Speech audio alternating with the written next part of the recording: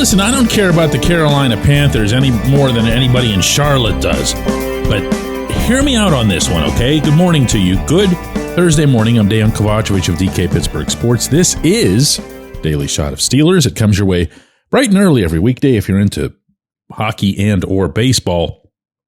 I also offer daily shots of Penguins and Pirates in the same place that you found this.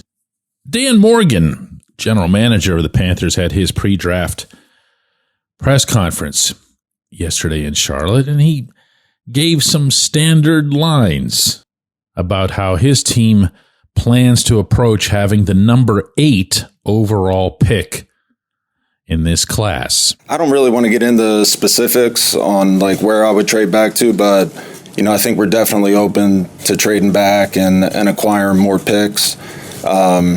I think we're going to be open, to all possibilities. Let's put it that way. Yep. And every GM says that. Like literally every single one of them. You're going to hear the same stuff from Omar Khan next Tuesday when he and Mike Tomlin do their thing. And yet there was a difference because Morgan would not stop talking about it. At another point in the session, he said, and I quote directly, "I always look at it like it only takes one team to fall in love with a player. A team could fall in love with a player and decide they want to trade up with us and go get their guy.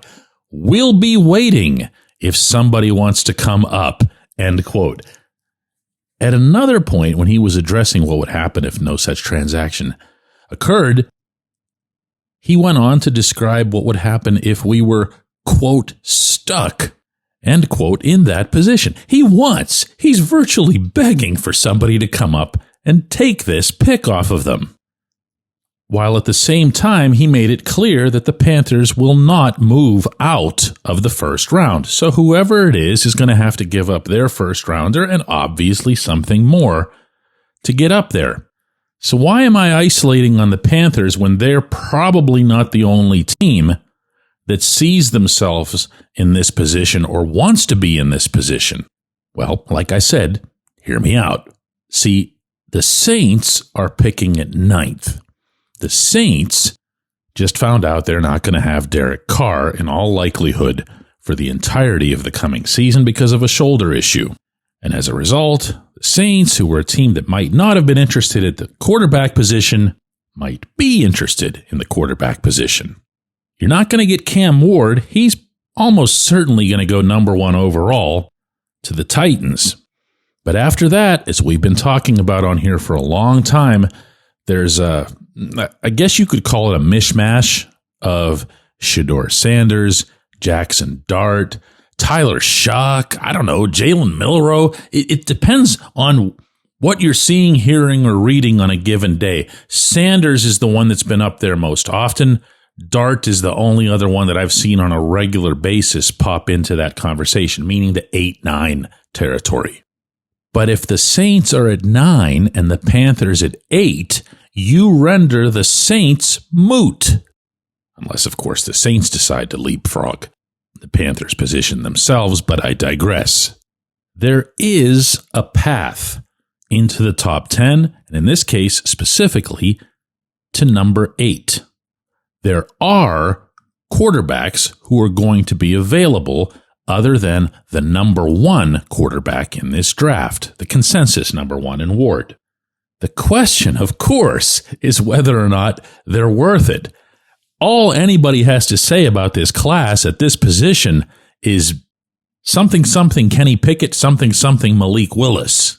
Now, it's not that obviously, since this one is going to have Ward at number 1, but all of these other quarterbacks, every single one of them, no matter how much you like or dislike them, whatever, everyone would agree that they come with either flaws or great big project labels. Whereas if you're hanging around in the first round, or for that matter, moving up in the first round, and you're getting yourself one of those primo defensive tackles, well, that young man is walking onto your training camp field and taking over his position instantly. I'm not going to lie, I'm not sure which way I'd go. I don't have access to the information. Obviously, none of us do. The the Steelers have, or that any of the 32 teams have, about the quarterbacks specific to this whole scenario, to what they really, really think. Where do they really value a Sanders? It's not a question of whether or not you'd want him on your team. It's a question of where you would take him in the draft and who you'd be passing up along the path.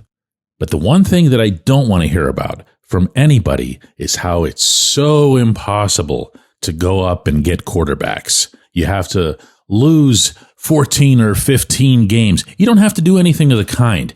These situations, the one I just laid out here, where the Panthers are virtually pleading with the rest of the league to come and take their pick, and you know and I know they're not going to get a mint for that because all they're going to do is drop a few slots. In this case, it would be from 8 to 21.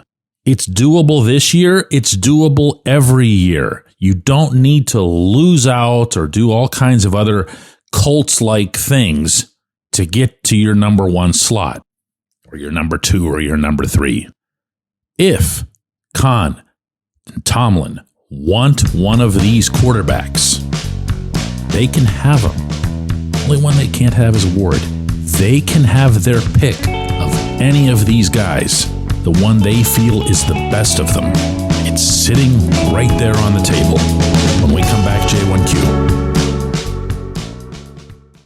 This segment of Daily Shot is brought to you by our good friends at Mike's Beer Bar. They're located on Federal Street, directly across from PNC Park. Mike has more than 500 beers on tap, including from more than 50 local breweries. Stop in and say hello. Tell Mike we sent you. Mike's Beer Bar.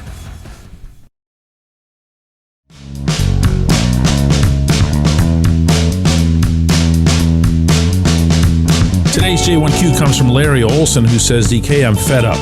I have zero excitement for next season. And any fan that's been around for at least 3 decades knows that no matter who we draft, re-sign, or sign, nothing's going to change until there's a change at the top.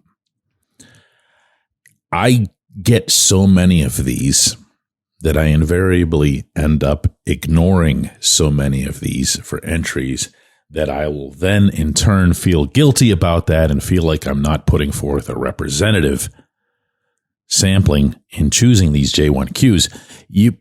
Larry, you are joined by many. If you had a class action J1Q, this would be it, my friend. I'm not here to ignore a subject that I went on and on and on about myself in January and on into February.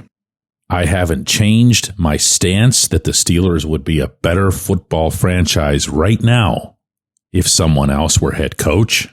I haven't changed my stance that Mike Tomlin has such an overwhelming presence in all components of this operation that I don't know that you're ever going to get the best out of Omar Khan or Andy Weidel, or maybe even some of the coaches who are working under Tomlin. Just as a small example, if he can fly in the face of what his offensive coordinator wanted after week 6 last season and just pull the plug on Justin Fields after the offense had really started to get going under Fields, he has that right, but is he getting the most out of his coordinator? So you're going to have to trust me, Larry, and everybody else who's in the Larry line. I don't ever forget about this. I don't ever think that it's not going to be an issue or that it's not going to be the issue. And I don't just mean in public. I don't mean in discussion and debate. I'm talking about as it relates directly to the team that's on the field. And when I say that I haven't changed any stance since the end of the season, I'm actually not totally telling the truth, because if anything, for me, the stance has only hardened since all of the change that we've seen the Steelers affect, meaning with our own eyes, in my case as a reporter with my own ears, all of that change could fit inside your closed fist, meaning they swapped out inside linebacker coaches. Secondary coach, too. There was another one. There's been nothing remotely resembling some sort of overarching look at what's gone wrong the past few years And if there has been, which I don't believe for a split second, then there's been no action taken, no real action taken that it suggests that they see anything at all wrong, or even just that the head coach sees that anything has gone wrong. He's done what he always does. Season ends, talk about it in January, close the book, open a new book. It's a new journey. There's no carryover. There's no continuing trends. It's all just one big, happy, clean slate. So yeah, Larry, I'm still there. I just don't, beat the horse 7 feet deep every day of every week. 1 week from today, the Steelers will be drafting. They might be drafting at 21st overall. They might be drafting at 8th overall. It's going to be an exciting time in one direction or another. It's a big part of the franchise's future, and I'm going to continue covering to the best of my ability all of it, the whole spectrum. I appreciate you. I appreciate everybody listening to Daily Shot of Steelers. Don't forget that we have a live double shot of Steelers coming your way today at 4 p.m. Eastern on YouTube, on DK Pittsburgh Sports, and a whole bunch of other places, but you should rely on those too.